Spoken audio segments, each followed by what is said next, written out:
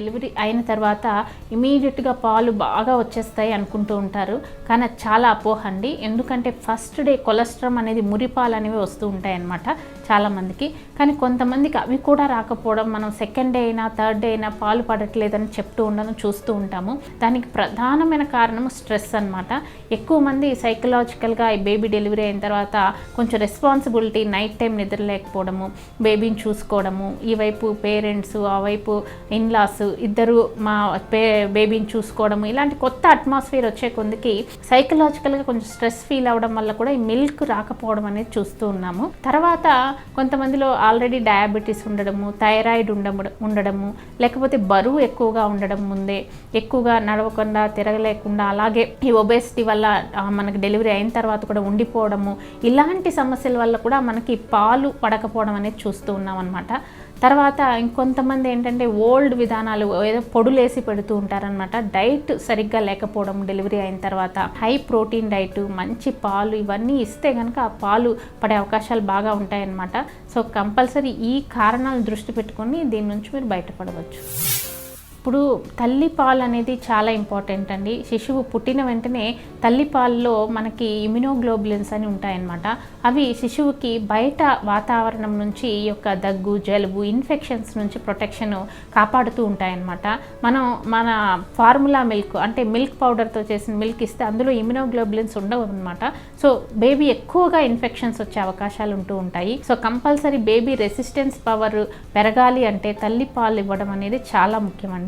తర్వాత తల్లి పాలల్లో మనకేంటంటే మంచి బేబీకి డైజెషన్ సిస్టమ్కి తల్లిపాలకి ఈక్వల్గా ఉండడం వల్ల డైజెషన్ అనేది బేబీకి జీర్ణశక్తి చాలా బాగుంటుందన్నమాట. సో కడుపు నొప్పి రావడము, కొంతమంది పిల్లలు నైట్ బాగా ఏడుస్తూ ఉంటారు, ఎందుకు ఏడుస్తున్నారో అర్థం కాదనమాట. అది ఇన్ఫాంట్ కోలిక్ అంటూ ఉంటాము. సో ఆ యొక్క కడుపు నొప్పి వల్ల ఏడుస్తూ ఉంటారనమాట. సో అలాంటివి తల్లిపాలు ఇచ్చినప్పుడు డైజెషన్ ప్రాబ్లమ్స్ రాకుండా మోషన్ సాఫీగా అవ్వడము, విరేచనం ఇవన్నీ చూస్తూ ఉంటాం అనమాట. సో ఈ తల్లిపాలు ఇవ్వడం వల్ల విరేచనం అనేది సాఫీగా అవుతూ ఉంటుంది. అదేవిధంగా చూసినట్టయితే తల్లిపాలు ఇచ్చిన పిల్లలకి ఒబేసిటీ, ఊబకాయం అనేది ఫ్యూచర్లో వచ్చే అవకాశాలు చాలా తక్కువ ఉంటాయండి. ఎందుకంటే ఫార్ములా మిల్క్ ఇచ్చిన వాళ్ళకి పిల్లలు బాగా లావ్ అయ్యే అవకాశాలు ఎక్కువగా ఉంటాయి. కాబట్టి పిల్లలు కూడా మరీ సన్నగా ఉండకూడదు, మరీ ఊబకాయం కూడా ప్రమాదకరం. సో తల్లిపాలు ఇవ్వడం వల్ల వీళ్ళకి ప్రాబ్లమ్స్ నుంచి బయటపడవచ్చు. తర్వాత కొంతమందికి మెదడులో మేధాశక్తి కూడా తల్లిపాల వల్ల పెరుగుతుంది అనే కొన్ని రిపోర్ట్స్ కూడా ఉన్నాయండి. సో ఇవి ఇప్పుడే కాకుండా ఫ్యూచర్లో కూడా తల్లిపాలు ఇవ్వడం వల్ల బేబీకి ఫ్యూచర్లో హార్ట్ ప్రాబ్లమ్స్, తర్వాత షుగరు ఇలాంటివి వాళ్ళు ఒక 35-40 ఇయర్స్ తర్వాత వచ్చే అవకాశాలు కూడా తక్కువగా ఉంటాయన్నమాట. సో తల్లిపాలు చాలా శ్రేష్టమైనవి. శిశువుకి ఎంత వీలైతే అంత ఎన్ని రోజులు తల్లిపాలు ఇవ్వడం చాలా మంచిది. ఇప్పుడు మొదటి రోజు పాలు రానట్టయితే ఫస్ట్ అండి బేబీని సక్ చేయించాలి. మనకి మిల్క్ ప్రొడ్యూస్ అవ్వాలి, పాలు తల్లి రొమ్ముల్లో ప్రొడ్యూస్ అవ్వాలంటే ప్రొలాక్టిన్ అనే హార్మోన్ విడుదలవ్వాల్సి ఉంటుంది. అది బ్రెయిన్లో విడుదలవుతుంది. అది విడుదలవ్వాలంటే ఆ యొక్క బేబీ సక్ చేస్తేనే రొమ్ముల్ని ఆ యొక్క హార్మోన్ అనేది విడుదలవుతుంది అనమాట. కాబట్టి డెలివరీ అవ్వగానే అది నార్మల్ డెలివరీ అయినా సిజేరియన్ అయినా వెంటనే బేబీ చేత పాలు రాకపోయినా సరే సక్ చేయించడం చాలా ఇంపార్టెంట్ అండి. ఆ సక్ చేసినప్పుడు మిల్క్ అనేది ప్రొడ్యూస్ అవుతూ ఉంటుంది. కొంతమందికి సక్ చేసినా సరే మిల్క్ ప్రొడ్యూస్ అవ్వవన్నమాట. అలాంటప్పుడు మంచి డైట్, మంచి పాలు, బ్రెడ్, వెల్లుల్లిపాయలు, గ్యాలక్టోగాక్స్ అనమాట, ఇవన్నిటిని పాలు వచ్చే ఫిష్, ప్రోటీను, వాటర్ బాగా ఇవ్వడము, ఇలాంటివి చేయడం వల్ల మిల్క్ ఎక్కువగా ప్రొడ్యూస్ అయ్యే అవకాశాలు ఉంటాయన్నమాట. సో ముఖ్యంగా ఈ పాలు ఇవ్వడం వల్ల తల్లి యొక్క ఆ ముందున్న షేప్ గెయిన్ చేయడానికి, వెయిట్ తగ్గడానికి చాలా ఉపయోగపడుతుందండి.